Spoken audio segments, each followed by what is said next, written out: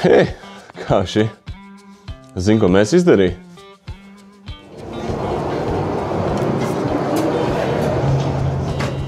Es nopirku formātnieku.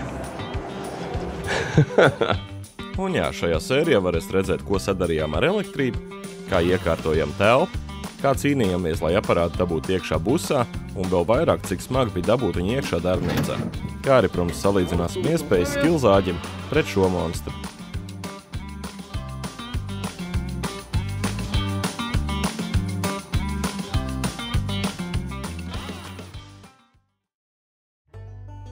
Šitam galdam, ko mēs tā pūlējās, kas praktiski bija pirmais lielais darba galds mūsu darbnīcā un tā tālāk, šitam galdam, ja vai nu jāiet prom, vai nu jādalās reizinātājos. Visticamāk, ka mēs viņus sadalīs pa daļām. Es vēl nezinu, vai es video jau ir pateicis, vai vēl tikai stāstīs par to, kas būs viņu vietā. Gan jau, ka jūs paši nojauši.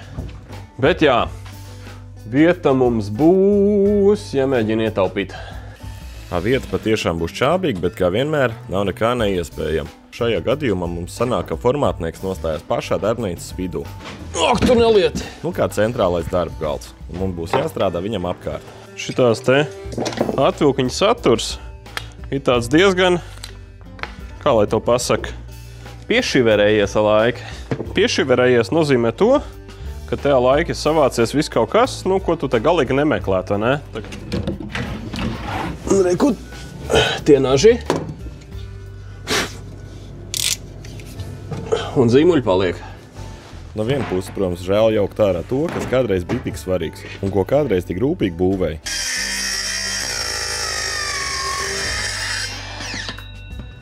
Kaut kā tā.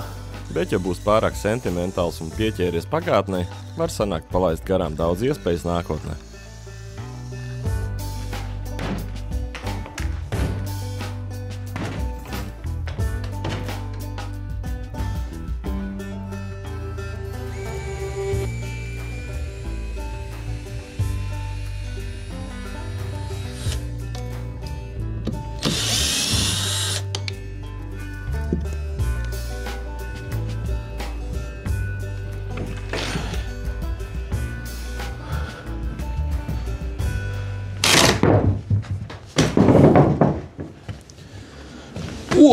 Malciņa. Pat cik pagaidām nebija īsti skaidrība, kas kā nostāsies, tad pagaidām vienkārši nosāģējam vienu galu, tas ir tas, kur stāvēja iekšā zāģis nost, atstājot visu lielo plakanu kā opciju, ja no tā sanāk slīpēšanas galds. Kaut gan, kā jau saprot, tas viss ir zem jautājuma zīmes.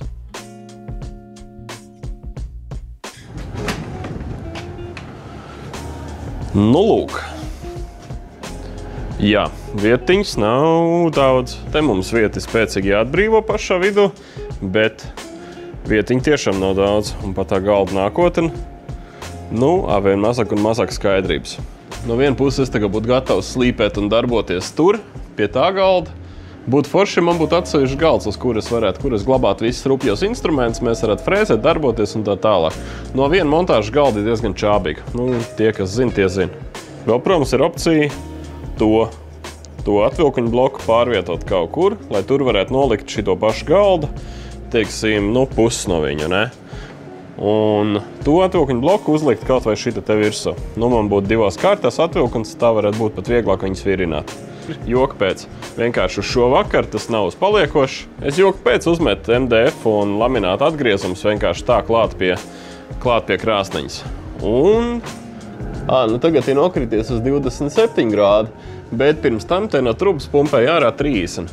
Un, ja ņem vērā, ka tie nav vispār līdz sienai un tur gaisam ir daudz, kur aizmukt, tad, principā, ja mēs uztaisītu tādu lielāku tūti, es domāju, ka viņš pūst mums to gaisu daudz foršāk. Bet tas ir vienkārši tā eksperimenta nolūkos, un šovakar mums ir lielāks zivs jācep. Kā tas pateikts, vēl šovakar gribas pieķerties elektrībai.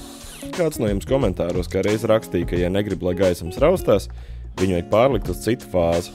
Izklausījās sasodīt loģiski, tāpēc to es arī gribēju pamēģināt. Jā. Vēl ir tā rozeta, kas stāvēja pie zāģa galda, mums jānoņem nost, tāpēc, ka mums viņa vienkārši nav vajadzīga. Vispār šitā te rozeta bija brūna. Viņa nebija balta, pirms es sāku krāsot. gaumīgi.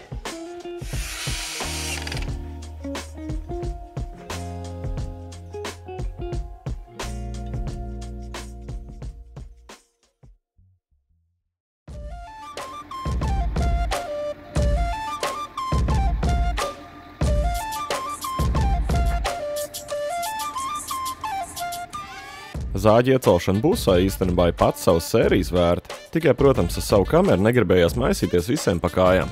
Klusais bija ļoti aizņemts, tu tak redz, cik atbildīgi es tur to vienu sūri.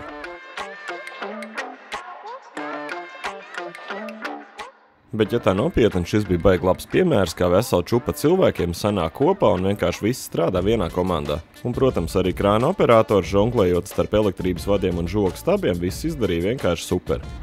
No šito brītiņa atkarīgs, vai video nonāks YouTube vai izdzēsīsies.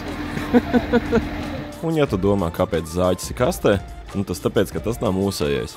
Tas ir zāģi īpašnieki jaunais rumaks. No sākuma tas jāieceļ iekšā, lai varētu veco dabūt ārā. Tas atskoņš šitādi jūs pirmo un pēdējo reizi redzēs. Un jā, šis bija tīri patīkams katrs, tāpēc, ka tik spīdīgi instrumenti mans acis vēl nav redzējuši.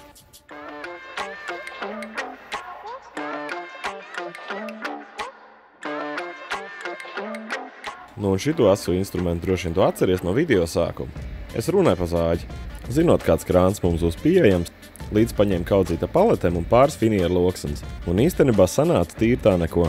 Uzliekot štrumu uz mūsu paštaisītās rampas, sanāca viņa rohu vienkārši iestumt busā. Un līdz šim man likās, ka būs diezgan labs kadrs, bet pat cik sanāca tā, kā sanāca, tu var paskatīties uz veselu čupu ar dibenēm. Bet mums laiks vest zāģi mājās.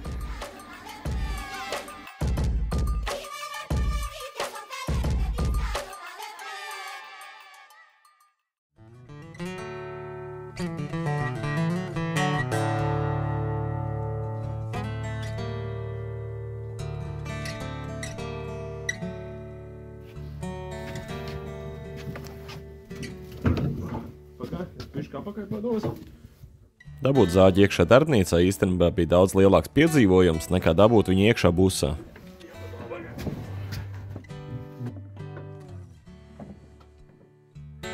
Šitas te būs jānoskruva noslēga. Es aizmirstu, ka es viņu skrūvēju savu galveno ceļojumu sākumā. Te sanāca parādīt tikai maz daļu no tā viss, kas te notika.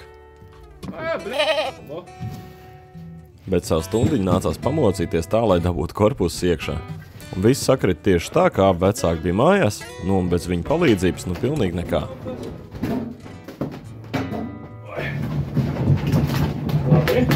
Labi. Slaiž lejā.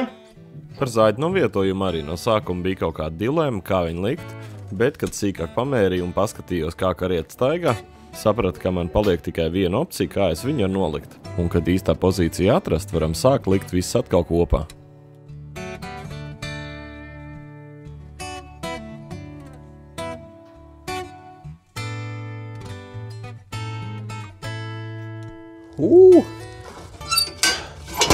Karsti. Bet tas ir labi. Mums vajag bišķiņ gaisu. Mums kā reiz vajag bišķiņ apsildīties. Vēl mums ir palicis uzlikt pāris atdurīts un pieskrūvēt papildus galdu, un pēc tam mēs jau zāģis lieks iekšā, un tas būs baigais manevrs. Bet līdz tam, gribas visu izdarīt uzmanīgi un lēni, tāpēc mēs padzers kafiju un nedaudz atpūtīsies. Bet jā, 3-metrīgs formātnieks. Bišķiņa updates no skillzāģa. Pats labākais, ka viņam iet virsū tieši tie paši diski, kas mums gāja skillzāģim, un centrs un izmēri ir tādi paši. Protams, šim iet virsū 300 mm disks, un skillam bija tikai 255. Bet es domāju, ka mēs to 300 mm disku arī iegādāsies, tieši tāpat vai ne viena ripinga un viena tāda. Pagaidām mēs ar zāģēt arī 2,5 ceņu zemāk nekā maksimālo, ko mēs varam. Kruti. Protams, kā redz, šitas zāģis nav jauns, viņam ir ko darīt, vai ne? Viņam ir kaut kāds sīkumi, ko pielabot, kaut kas ir jāpārtīra, kaut kas visticamāk būs jāpieķīlē laika, tas ir tikai normāli. Kad kafija padzert un zāģis ir samontēts, varam likt virsū disku, šķēlēju nazi un beidzot pieslēgt elektrību. Mums ir mūsu 3-fāzu rozete. Labi.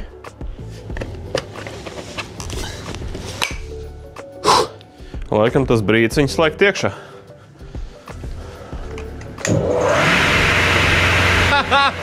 Un griežās uz.